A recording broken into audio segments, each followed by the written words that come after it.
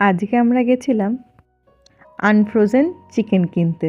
ঠিক যেমন আমাদের দেশে বিক্রি হয়, সামনে মাংস কেটে দেয়, ঠিক তেমনই এই দোকানে আমাদের সামনে চিকেন কেটে দেবে। এই যে ওপরে টিভিটা দেখছেন, এখানে সব দাম লেখা আছে। বিফ, চিকেন, ল্যাম্ব, গোট, এখানে কীরম দাম হয় পার এলবি সেরকমভাবে লেখা আছে। প্রথমে যখন আমরা এই দেশে আসি, এই দোকানের খোঁজটা আমরা জানতাম না। ফ্রোজেন চিকেনই খেতে হতো। একদমই ভালো টেস্ট নয় ফ্রোজেন চিকেনের। তারপরে বন্ধু বান্ধবদের সাথে কথা বলার পরে জানতে পারলাম এখানে আমাদের দেশের মতন চিকেন বিক্রি হয়।